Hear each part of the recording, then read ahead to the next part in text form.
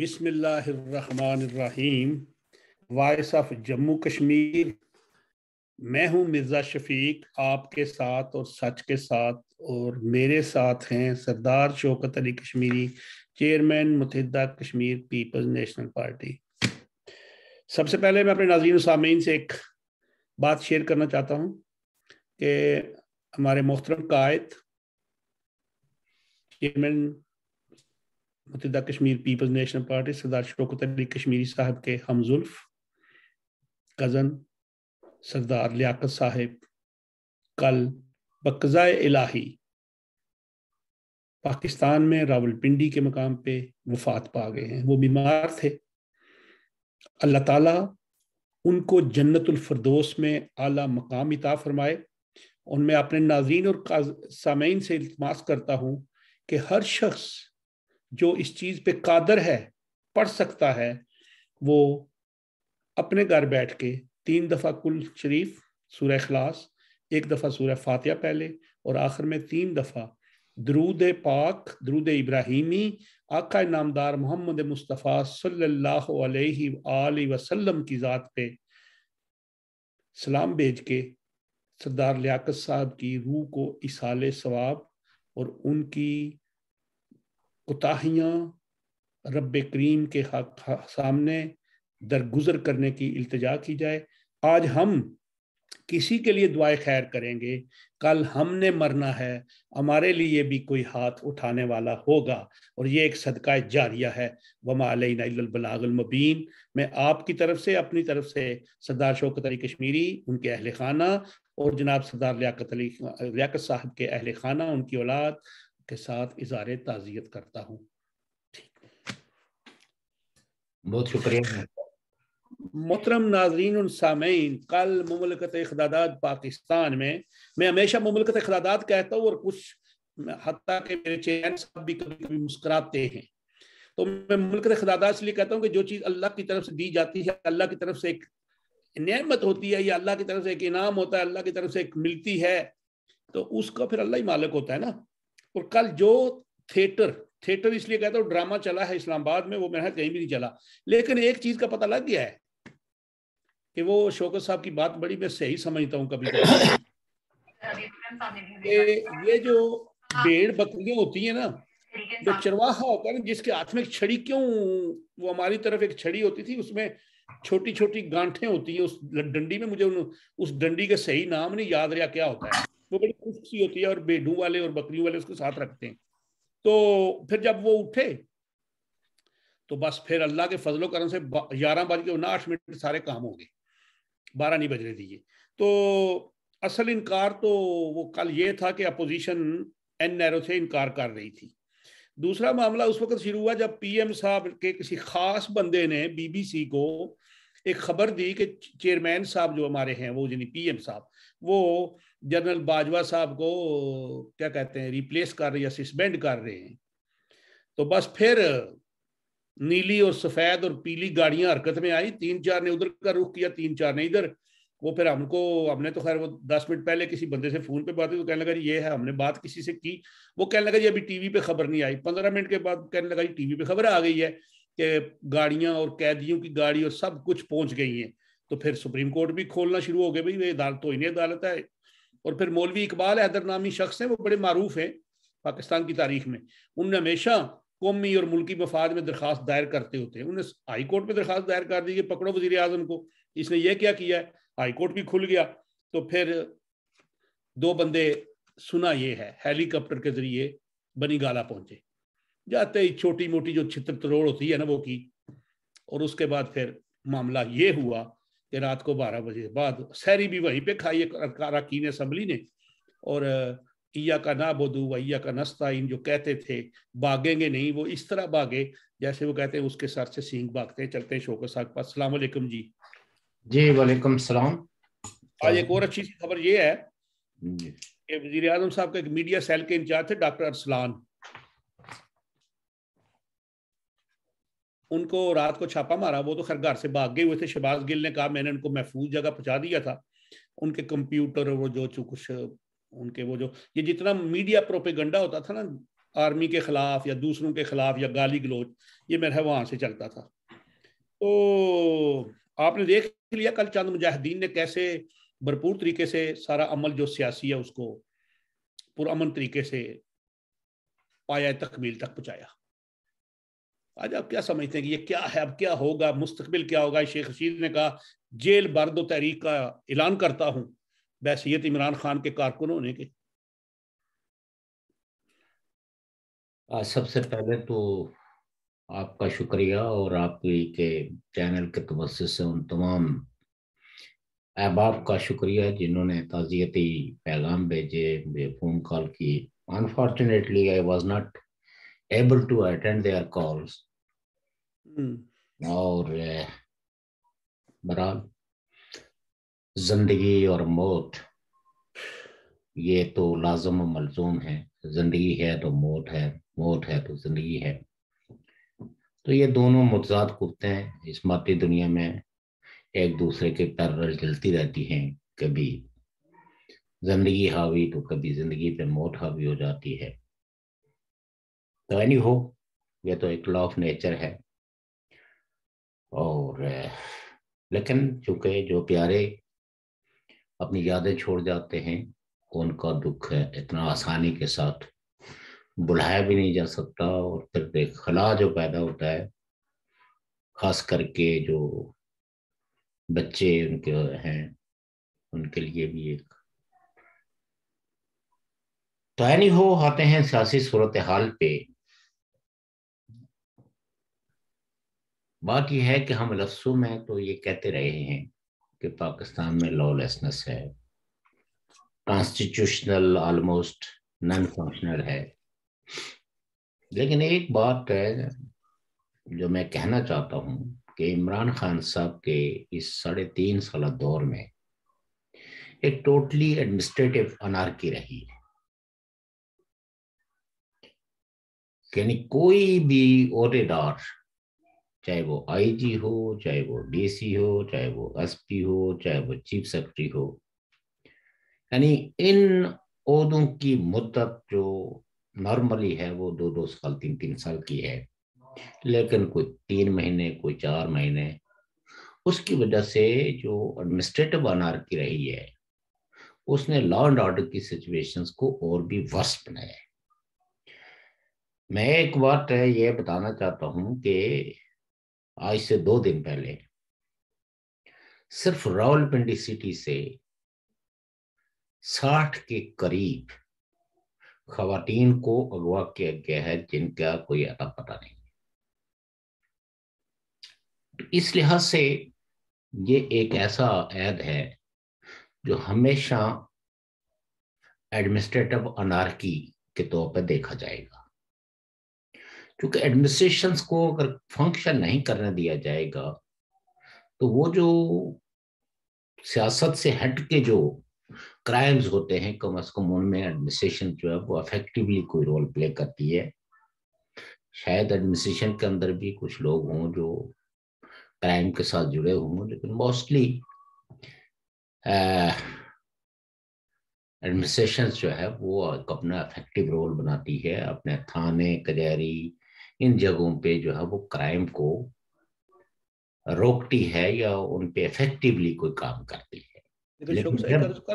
جی جی جی جی یہ آپ نے ابھی ایڈمنسٹریٹو وہ مس ہینڈلنگ کی بات کی ہے. ایک بات ہے یہ جو ایس ایس پی یا ڈی آئی جی یا اس کی تنخواہ کتنی ہوتی ہوگی؟ سر میں اس وقت ویسے میں ایک سوال پوچھ رہا ہوں. میں اس وقت ان چیزوں میں 2-3 لاکھ ہوگی. 2-3 لاکھ. بات یہ ہے کہ میں کہتا ہوں 10,000 ہو یا 1 لاکھ ہو. نہیں میرا سوال آپ نے پورا سنا نہیں ہے. اگر 3 کروڑ روپیہ دے کے وہ اپنی پوسٹنگ کرائے گا، میں اس جانب بھی جانا نہیں چاہتا. میں یہ کہتا ہوں کہ اگر اوور آل اس پورے پیریڈ کا آپ اگر دیکھیں جی تو ایک ایڈمنسٹریٹو انارکی تھی جی، جس کی وجہ سے ایڈمنسٹریشن کسی قسم کی کرائم پہ افیکٹولی کنٹرول نہیں ادا کر سکی تھی. بالکل. اور کرائم ریٹ جو ہے وہ بہت زیادہ بڑھ رہا تھا. جی. اور لا لیسنس ہر طرف نظر آ رہی تھی. جی جی. انسیکیورٹی اتنی پھیل گئی تھی کہ لوگ یہ کہتے تھے کہ گھر سے نکلتے ہوئے اپنی زندگی کا بھی خوف رہتا ہے، لیکن اگر خود کسی منزل پہ پہنچ جائیں تو اپنے پیاروں کا خوف لاحق ہوتا ہے کہ پتہ نہیں کس وقت جو ہے نا وہ کیا بے خبری آ جائے۔ تو ایک تو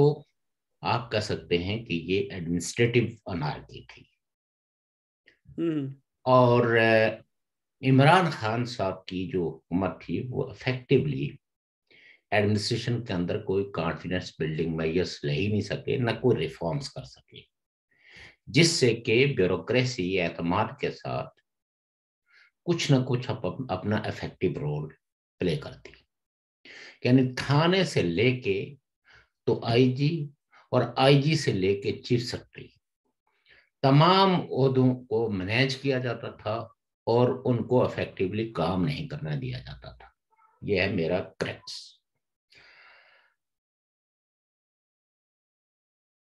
اور اس کی وجہ سے ایوری ویئر لالیسنس تھی۔ میں وہ اس وقت انفورس ڈس اپیرنسز کا بھی ذکر نہیں کروں گا، ٹھیک ہے۔ بیسیکلی کل کے روز کیا ہوا، یا اس سے پہلے جو 3 اپریل تھی، 3 اپریل کو اچانک جو ڈپٹی اسپیکر تھے، اسپیکر کے خلاف تو نو کانفیڈنس موشن داخل ہوئی تھی، اس لیے انہوں نے تو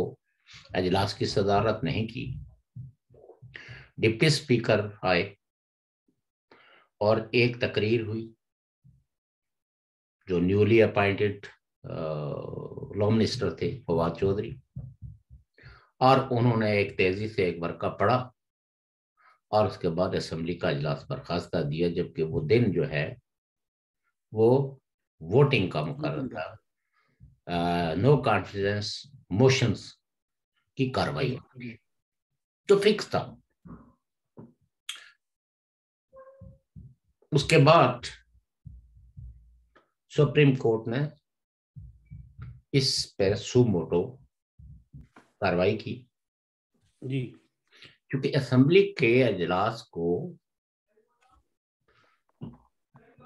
آئین کے آرٹیکل 5 کے تحت پوسٹ پون کیا گیا کہ یہ سارے لوگ انوالو ہیں اس کنسپریسی میں حکومت کے خاتمے کے لیے، اور بیرونی طاقتوں سے انہوں نے پیسے لیے اور وغیرہ وغیرہ، جو بھی وہ سب چیزیں سبھی کے سامنے ہیں، ریپیٹ کر کے وقت کا ضیاع ہے۔ سوال جو ہے وہ اب پی ٹی آئی کے کئی ہمدرد جو کنسپریسی تھیوریز بیان کرتے ہیں کہ اصل میں سپریم کورٹ میں جو کنسپریسی ہوئی ہے، انہوں نے سٹارٹ کیا ہے، وہ بیان کرتے ہیں کہاں سے کہ جب پی ٹی آئی کے ایڈوکیٹ جو ہے وہ بابر اعوان، وہ سیکشن آرٹیکل 5 کی طرف ارگو کرنے کی طرف اور اس خط کو سپریم کورٹ کے سامنے، سپریم کورٹ کے اس بینچ کے سامنے رکھنا چاہتے تھے، تو اٹارنی جنرل نے انہیں منع کیا کہ you are representing a political party not government. وہ کہتے ہیں کہ اگر آرگومنٹ کرنے دیے جاتے بابر اعوان صاحب کو تو شاید ججز کا مائنڈ چینج ہو جاتا۔ حالانکہ یہ جو کانسٹیٹیوشن کے آرٹیکل 1 سے لے کے تو 10 تک اگر جائیں تو یہ سارے پروسیجرل آرٹیکلز ہیں۔ مثلا ہیومن رائٹس کی وائلیشنز اگر، یعنی بیسک ہیومن رائٹس کو آپ نے ایڈریس کرنا ہے یا آپ نے کوئی ریمیڈی جانی ہے، تو آپ کو بالکل پریسائزلی کورٹ آف لا کے سامنے اپنے رائٹس کے حوالہ دینا پڑے گا کہ میرا کون سا رائٹ جو ہے وہ ابروگیٹ ہوا ہے، اس کو نہیں دیا گیا۔ اور یہ پروسیجرل اس لیے ان کو کہتے ہیں کہ اس آرٹیکل کے تحت کوئی بھی جو کاروائی ہوگی اس کے لیے گورنمنٹ کو باقاعدہ اپنا، اگر فرض کریں کہ گورنمنٹ آف دا ڈے یہ سمجھے کہ کچھ لوگ ہیں جو کسی کنسپریسی میں انوالو ہیں، بیرونی طاقتوں سے پیسہ لے رہے ہیں، اور وہ پولیٹیکل لوگ ہیں یا انفلوئنشل لوگ ہیں یا کامن لوگ ہیں لیکن سویلین ہیں، تو اس آرٹیکل کے تحت گورنمنٹ جو ہے وہ یہ کیس بنائے گی، اور کسی کورٹ آف لا میں ایسے ہی جیسے فرض کریں کہ آرٹیکل 6 ہے، تو آرٹیکل 6 خود بخود نہیں آپریٹ ہو جاتا، اس کے لیے گورنمنٹ کو انیشیٹ کرنا پڑتا ہے، کورٹ آف لا میں پروف کرنا پڑتا ہے کہ بھئی کیسے کانسٹیٹیوشن کی خلاف ورزی ہوئی یا ابروگیشنز ہوئی، اس لیے اس شخص پہ یا اس گروہ پہ آرٹیکل 6 لاگو کیا جائے۔ اسی طرح آرٹیکل 5 کی بھی جو منشا ہے وہ یہ ہے کہ اس میں government with evidence court of law میں پیش ہو کے تو کاروائی، یعنی جو ایویڈنس دیتی ہے اور اس پہ کورٹ پھر آرڈر کرتا ہے کہ ایف آئی آر درج کی جائے اور اس پورے کیس کو انویسٹیگیٹ کیا جائے، خود بخود یہ لا جو ہے وہ ایکٹیویٹ نہیں ہوتا، اور پھر یہ اسپیکر کا اختیار ہی نہیں ہے۔ یہ انٹیریئر منسٹری جو ہے اگر سمیٹی ہے کہ کہیں کوئی کنسپریسی ہوئی ہے، کوئی بیرونی طاقت اندرونی معاملات میں ان پولیٹیکل پارٹیز یا ان شخصیات کے ذریعے کوئی ڈیسٹیبلائزیشن پیدا کر رہی ہے، تو وہ تھرو کورٹ آف لا میں ایویڈنس کے ساتھ پیش ہوگی، اور ان ایویڈنس کی روشنی میں پھر کورٹ جو ہے وہ ان لوگوں کے خلاف کارروائی کا آرڈر جاری کرے گا۔ بالکل اسی طرح جس طرح اگر آپ پہ زبانی کلامی کہتے ہیں کہ فلاں شخص نے آرٹیکل 6 کی خلاف ورزی کی ہے، تو آپ اس کو آرٹیکل 6 کے تحت گرفتار نہیں کر سکتے تب وقت کہ آپ کورٹ آف لا میں پروف نہ کر لیں اور وہ آرڈر نہ لے لیں۔ اینی ہو، یہ کنسپریسی تو ایسے ہی جو پی ٹی آئی کے جو سمپتھائزرز ہیں وہ آرٹیکل 5 کا جو سہارا لے لیں، اس میں کوئی گنجائش ہی نہیں تھی کہ اسمبلی کے فلور پہ جو ایک کاروائی جو ایٹم ایجنڈا ہے ڈے کا، وہ آپ اس کو سبورس نہیں کر سکتے، آپ اس کو پوسٹ پون نہیں کر سکتے۔ وہ نہ ہوا تو نتیجہ یہ ہے کہ سپریم کورٹ نے از خود نوٹس لے لیا۔ از خود نوٹس لینے کا مطلب یہ ہوتا ہے کہ کورٹ جو ہے وہ اس کے پاس سفیشینٹ، اس کے پاس یہ دلیل ہے کہ یہاں انصاف اور قانون کی خلاف ورزی ہو رہی ہے، اور شاید کوئی اس حوالے سے جو ہے وہ ان ایکشن نہیں ہے، تو سو موٹو کے ذریعے ایک ایفیکٹونیس کورٹ پیش کرتا ہے کہ، اور نتیجہ یہ ہے کہ جب ہیئرنگ ہوئی تو اس میں سارے فریقوں کو سنا گیا، اور ایسی کوئی خفیہ تو ان کیمرہ تو کوئی سیشن تھا نہیں، اور نہ کوئی ایسی پابندی تھی۔ اگر پی ٹی آئی کی جو لیڈرشپ تھی وہ یہ سمجھتی کہ ہمارا کوئی وکیل درست طریقے سے کیس کو پیش نہیں کر رہا ہے، تو وہ ایک اپلیکیشن بھی دائر کر کے جیسے کیسز کے اندر اس وکیل کو تبدیل کر کے دوسرے وکیل کو رکھ سکتے تھے۔ گورنمنٹ جو ہے وہ اٹارنی جنرل کو ریموو بھی کر سکتے تھے، کیونکہ یہ تو گورنمنٹ کا اختیار ہے کہ وہ جس کو اپائنٹ کرے۔ تو کورٹ نے جو فیصلہ دیا وہ سب کے سامنے ہے، اور ڈائریکٹو دی کہ اسمبلی میں یہ کاروائی 3 اپریل کو جو پوسٹ پارڈ ہوئی تھی اسی دن سے سٹارٹ کی جائے، اور اس میں جو بھی انہوں نے آرڈر جاری کیے وہ تو سبھی کو پتا ہے، ان کو ریپیٹ کرنے کا فائدہ کوئی نہیں ہے۔ لیکن کل ایک پورا دن تماشا لگا رہا، کانسٹیٹیوشن جو ہے وہ تو ایک جوک بن کے رہ گیا نا پاکستان کی سوسائٹی میں، بلکہ عمران خان صاحب کی حکومت نے ون وے اور دی ادر وے کانسٹیٹیوشن کو پھانسی پہ لٹکا دیا. اب اس کو پھانسی ہوئی یا نہیں ہوئی, یا کچھ لوگ اس کی ریمیڈی کے لیے پہنچ گئے, یہ ایک سوال دیگر ہے. اب کہانیاں یہ ہیں کہ جب یعنی یہ ایسی کاروائی تھی جس کو سب لوگوں نے سنا, سارے پاکستانیوں نے بھی سنا, اور جو بھی اس ملک کی سیاست سے چھوٹی موٹی دلچسپی رکھتے تھے انہوں نے بھی, چاہے وہ بیرون ملک ہے یا اندرون ملک ہے, سبھی نے دیکھا کہ کس طرح سپریم کورٹ کے اس آرڈر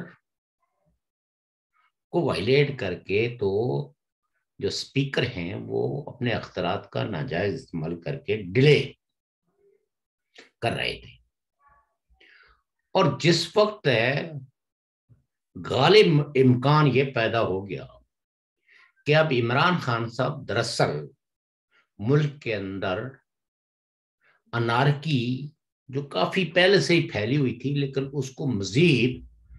بڑھاوا دینے کے لیے کچھ ایسے اقدامات کرنے کی طرف جا رہے ہیں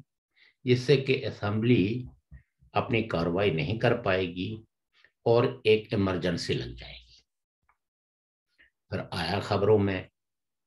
کہ فوج ٹرپل بریگیڈ جو ہے اس کے لوگ گاڑیوں میں جو ہے وہ شاہراہ دستور پہ پہنچ کے, پھر ایک ہیلی کاپٹر آیا, ایک ہیلی کاپٹر اڑا, تو پتہ یہ چلا کہ عمران خان صاحب نے آرمی چیف کو برطرف کرنے کے لیے سمری تیار کر لی, لیکن وہ جو سمری تیار کر کے جو آرڈر جاری کرتے ہیں اس پہ وہ جو نمبر ہوتا ہے وہ نمبر ابھی نہیں لگا تھا. دستخط انہوں نے کر دیے تھے, چونکہ اس میں وزارت دفاع جو ہے نا, سیکرٹری دفاع کا بھی عمل ہوتا ہے. تو اتنے میں ایک ہیلی کاپٹر آیا, اور وہ چونکہ ان کی کمیونیکیشن پرائم منسٹر ہو سے جو کمیونیکیشن تھی وہ پشاور جاری تھی, اور یہ تو پاکستان کے اخبارات میں بھی اور میڈیا میں آیا تھا کہ یہ جنگ جو ہے جو آپ کو اسمبلی کے فلور پہ نظر آ رہی ہے, یہ دراصل پنڈی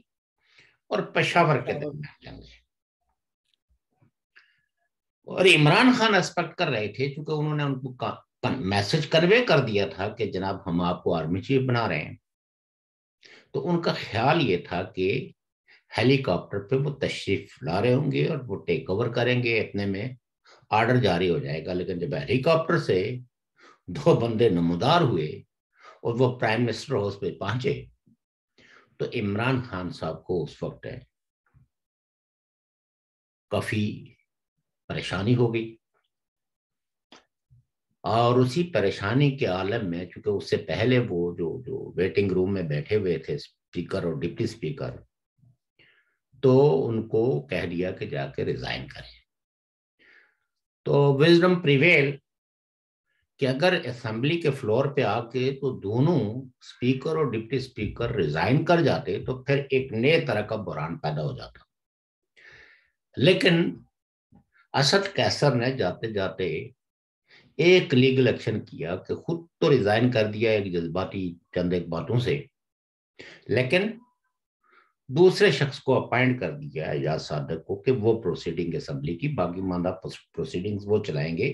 کیونکہ وہ جو اسپیکر پوڈیم ہے اس کے وہ بھی ممبر ہیں کہ اگر کسی وقت ایک اسپیکر نہ ہو, ڈپٹی اسپیکر نہ ہو, تو ہو ول چیئر دا. تو انہوں نے ان کو نامزد کر دیا اور اس باقی مادہ جو کاروائی تھی وہ انہوں نے جاری کی, اور اس کاروائی کے مطابق پرائم منسٹر کے خلاف نو کانفیڈنس ہو گئی ہے. تو سبھی کو پتا ہے, لیکن کہتے ہیں کہ اندر کافی لڑائی اور وزیر اعظم کی جو عزت و احترام تھا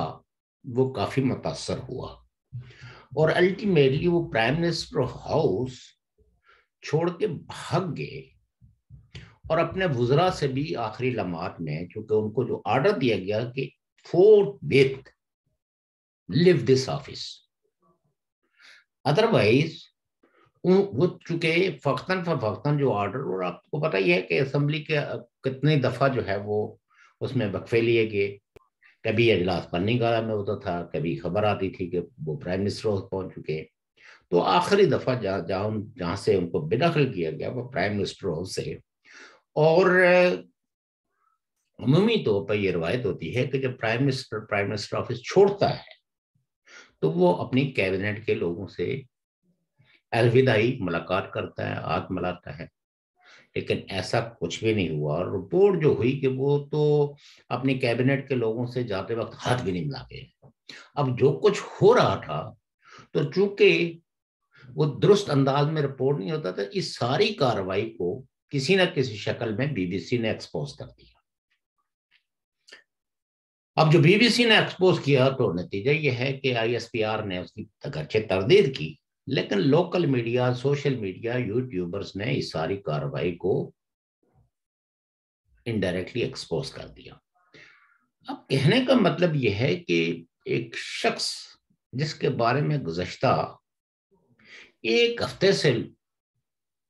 لوگ یہ کہہ رہے تھے کہ ایٹ لیسٹ پرائم منسٹر کو کچھ گریس دکھانی چاہیے، کچھ ڈیسنسی دکھانی چاہیے، اور ساری دنیا پہ یہ عیاں ہو گیا کہ آپ کے خلاف نو کانفیڈنس ہے، میجورٹی، آپ ہاؤس کا اعتماد کھو بیٹھے ہیں. تو اب یہ ہے کہ چونکہ ایک سویلینس ہے کے پاس یہ اختیار تو ہے نہیں کہ وہ مارشل لا لگا لے.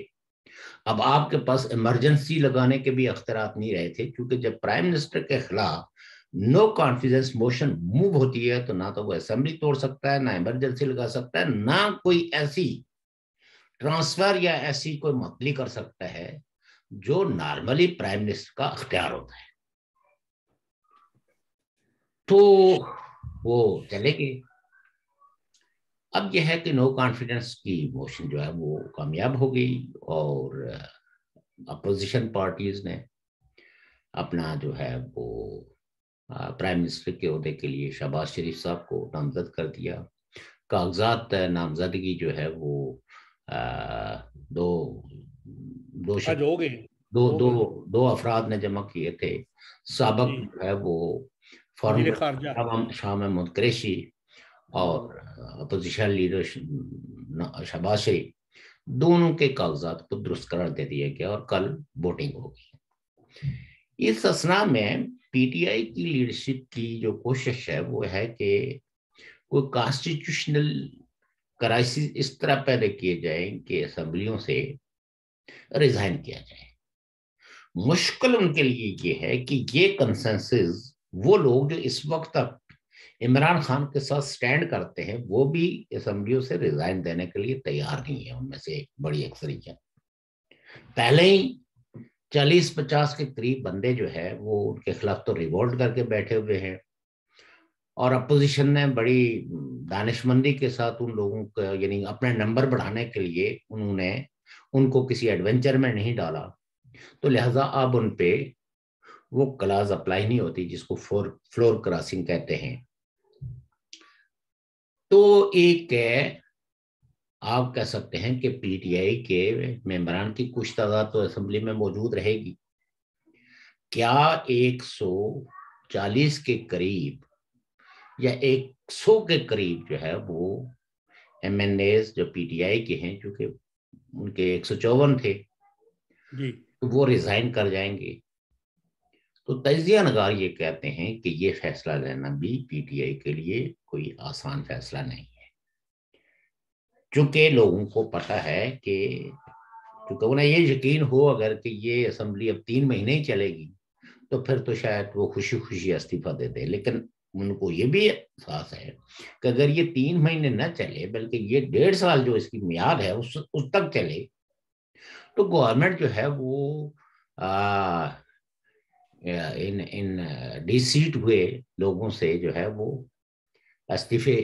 جہاں بھی استعفے جو اسپیکر ہے وہ قبول کرے گا تو وہاں ضمنی الیکشن کروائیں گے. تو ان میں سے کسی کو بھی یہ یقین نہیں ہے کہ ضمنی الیکشن میں وہ جیت سکتے ہیں. جی اس لیے ابھی یہ کہنا قبل از وقت ہوگا کہ پی ٹی آئی کے ہاں اگر یہ پکی خبر ہوئی کہ یہ گورنمنٹ جو ہے وہ 3-4 مہینے کے اندر الیکشن کرانے کے حوالے سے کمیٹڈ ہے تو پھر وہ ریزائن کر جائیں گے. لیکن اگر ان کو لگا کہ یہ ذرا 5-6 مہینے تک یہ حکومت چلے گی اور یہ بجٹ بھی پیش کرے گی, تو ایسے میں یہ ایڈونچر جو ہے وہ پی ٹی آئی کے میجورٹی ایم ایل ایز نہیں کریں گے. اور عمران خان صاحب اب نئی طرح کی مشکلات اور مصائب میں گر چکے ہوئے ہیں, کیونکہ ان کے خلاف پہلے ہی توشہ کیس اور بھی کیسز جو ہے وہ آلریڈی کورٹس میں چل رہے ہیں. فارن فنڈنگ کیس ہے جی, فارن فنڈنگ کیس ہے. تو یہ کہنا جو ہے اگرچہ قبل از وقت ہوگا کہ پی ٹی آئی اور پی ٹی آئی میں خاص کر کے عمران خان صاحب کی سیاست کا اونٹ کس کروٹ بیٹھے گا,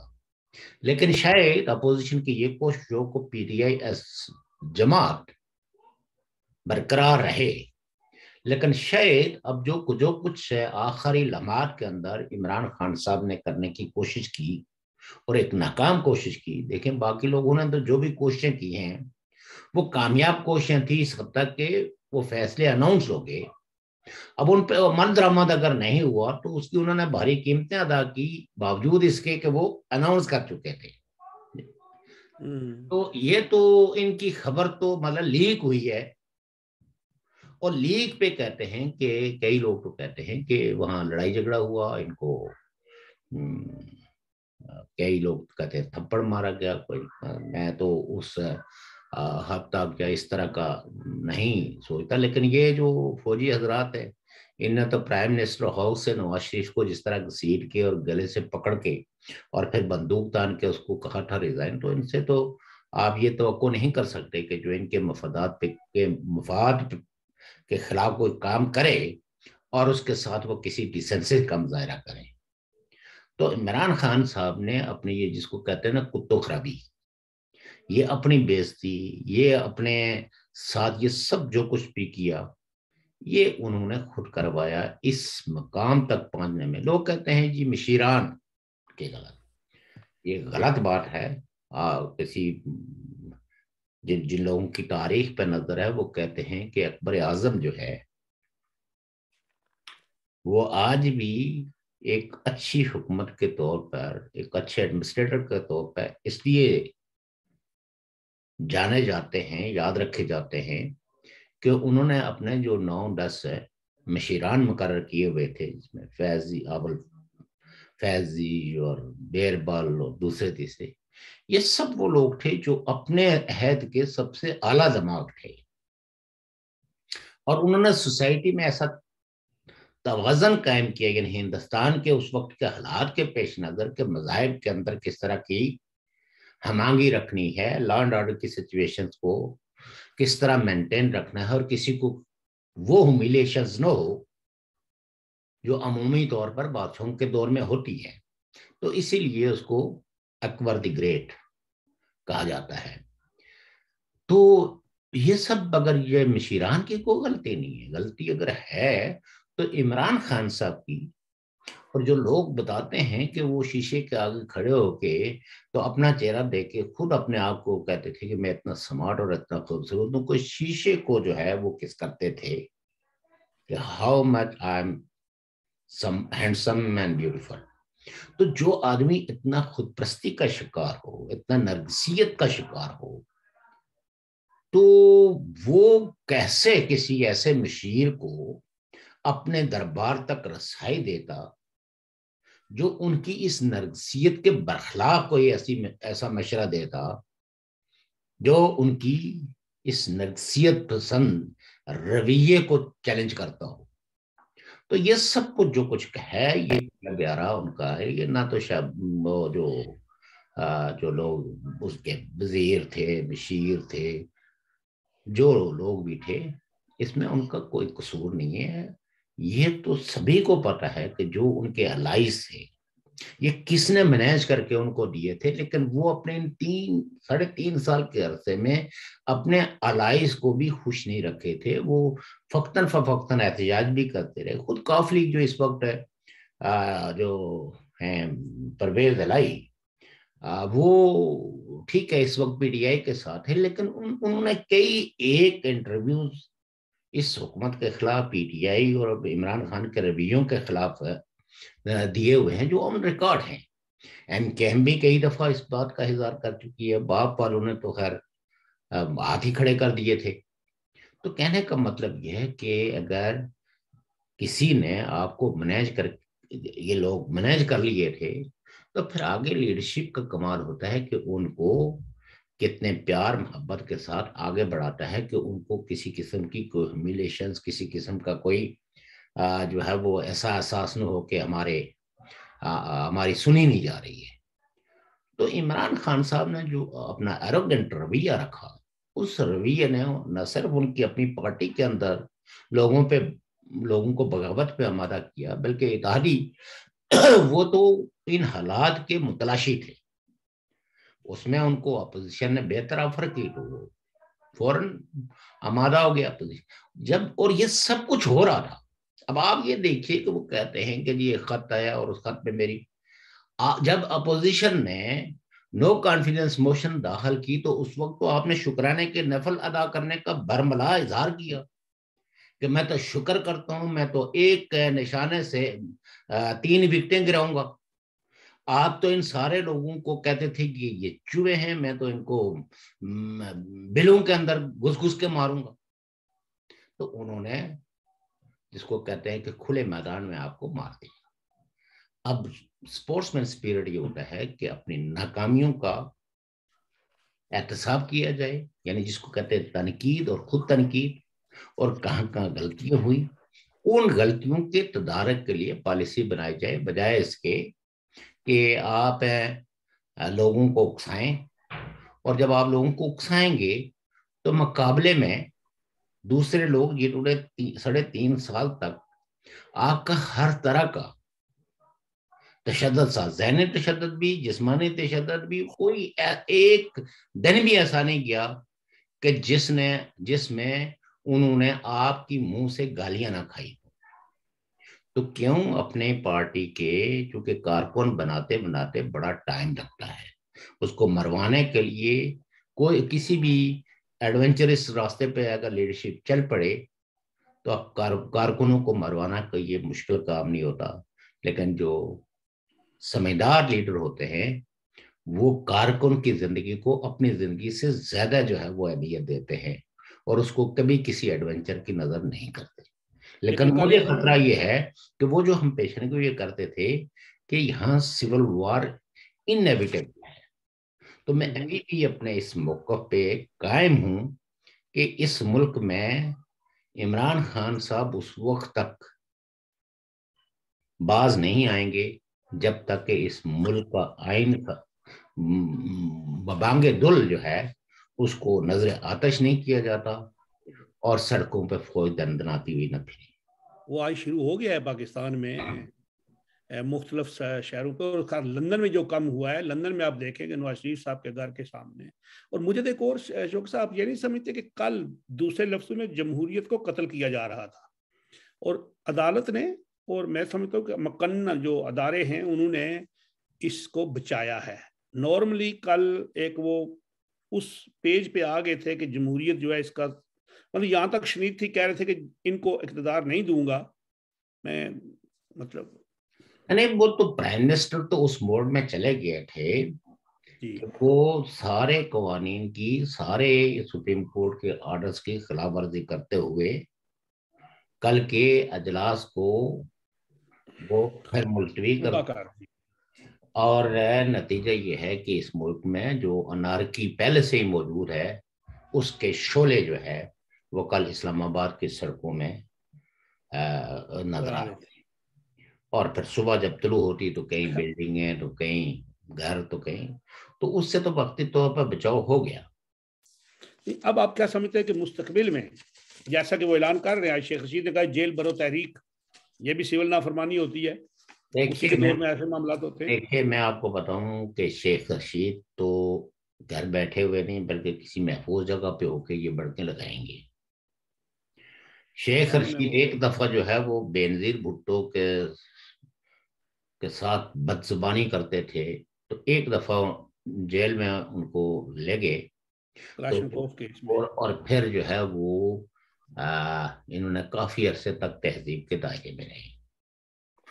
تو وہ تو چاہتے ہی یہی ہیں کہ کسی طرح ان کو بحفاظت جو ہے نا وہ گرفتار کر لیا جائے، لہٰذا یہ ان کی زبانی جمع خرچ ہے. پریکٹیکلی جو ہے وہ جو کچھ بھی منصوبے ہیں میں سمجھتا ہوں کہ دیکھیے اس پہ بھی کسی وقت بات کریں گے کہ آخر عمران خان صاحب کو اتنے لاڈ پیار کے ساتھ اقتدار ملا کیسے، اور اس میں انٹرنیشنل جو اسٹیبلشمنٹ تھی اس کا کیا رول تھا اور ڈیپ اسٹیٹ کا کیا رول تھا. ان نے مل کے ایک سٹیبل گورنمنٹ کو، جس نے some how law and order کی سچویشن کو کسی حد تک مینٹین کر کے رکھا تھا، کوئی ترقیاتی منصوبے جو شاید ہمیں پسند نہیں تھے، لیکن بہرحال پاکستان کی اس وقت کی اکنامیکل کنڈیشنز میں اس کے لیے ایک طرح کی لائف لائن بنے ہوئے تھے. تو آپ یہ دیکھیے کہ وہ سارے پروجیکٹ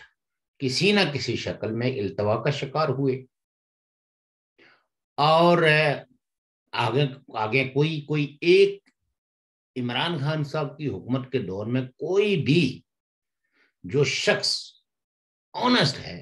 وہ کسی ایک پروجیکٹ کا ذکر نہیں فکریہ کر سکتا کہ کوئی ایک ایسا اقدام بھی کیا گیا ہے جو پاکستان کی تاریخ میں لوگوں کے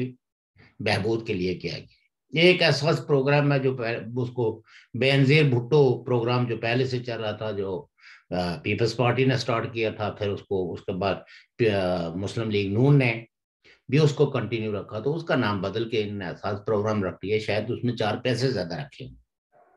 میں یہ نہیں کہتا ہوں. تو اب یہ ہے کہ کرائسس جو ہے وہ پاکستان کی سوسائٹی کے وہ کم نہیں ہوں گے تا وقت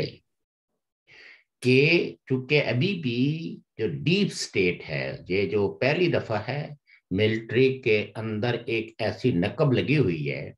شوق صاحب معذرت چاہتا ہوں میں ذرا، اچھا ٹھیک ہے آپ بات کریں. جی آپ بات کریں. نہیں وہ روزہ کھولنے کا ٹائم تھا. اچھا میں ٹائم بھی ہمارا ہو ہی گیا ہے، تو میں کہتا ہوں کہ اس وقت ملٹری کے اندر بھی گڑبڑ ہے، اور یہ پشاور ورسز جو پنڈی کی، چونکہ جو لوگ اس بات کی نشاندہی کر رہے ہیں تو اس کو ایسے ہی گپ بازی نہیں سمجھنی چاہیے. اور اگلے 2-3 دن جو ہے وہ آپ کو نظر آ جائیں گے کہ شاید پنجاب میں تو پی ٹی آئی کچھ نہیں کر پائے گی، لیکن جہاں پشاور کو آپریٹ کرتی ہے تو وہاں بہت کچھ ہو سکتا ہے. اور ان کے پہلو میں جو ہے وہ طالبان کی حکومت بھی ہے، اور وہاں LTT بھی ہے، تحریک طالبان پاکستان، تو TTP. تو لہذا اس پورے خطے کو اگر آپ دیکھیں تو اس میں نئے طرح کے جنگ و جدل کے امکان ہیں، اور پاکستان کی سرزمین تو ویسے ہی انہوں نے اپنی پالیسیوں کے ذریعے اس طرح کے لوگوں کے لیے بڑی فرٹائل بنا کے رکھی ہے. یہی وجہ ہے کہ عمران خان صاحب جو ہے،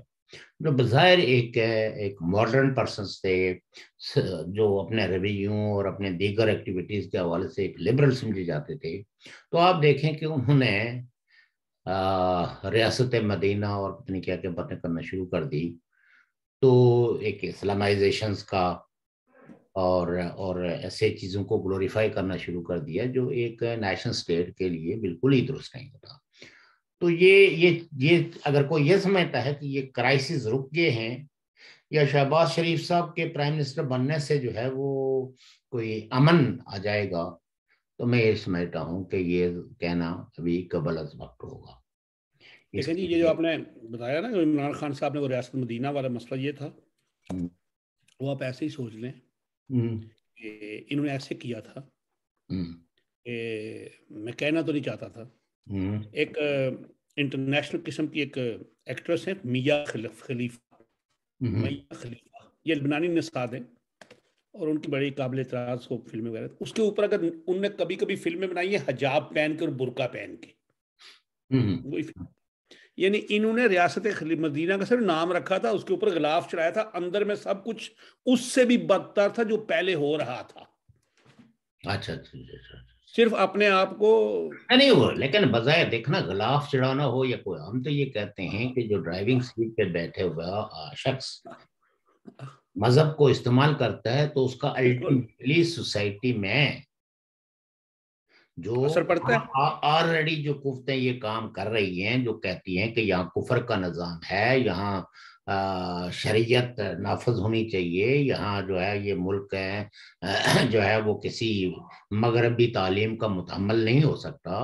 یہاں تو بالکل جو ہے وہ قرآن اور سنت کی ہی تعلیم جاری ہونی چاہیے، یہ یونیورسٹیاں یہ کالجز جو ہے وہ کفر و الحاد پیدا کرتے ہیں. اور شاید مطلب جو ڈیموکریٹ علماء کرام ہیں، یہ جو مذہبی پارٹیاں ہیں، اتنے تو تنگ نظری ان میں نہیں ہے کہ جو ان یونیورسٹیوں کو بند کرنے کی بات کرتی ہوں. آپ اس عرصے میں دیکھیں نا کہ تعلیم کے شعبے کے اندر کیا ترقی ہوئی، کوئی یونیورسٹیوں کے اندر کہ کسی قسم کی کوئی ریفارمز ایسی، نہ ایڈمنسٹریٹو ریفارمز ہوئی، نہ ایجوکیشنل ریفارمز ہوئی، سوائے ایسی باتیں تخلیق کی گئی ہیں کہ ہر موڑ پہ ایک نیا بیانیہ اور ایسا بیانیہ جس کے پیچھے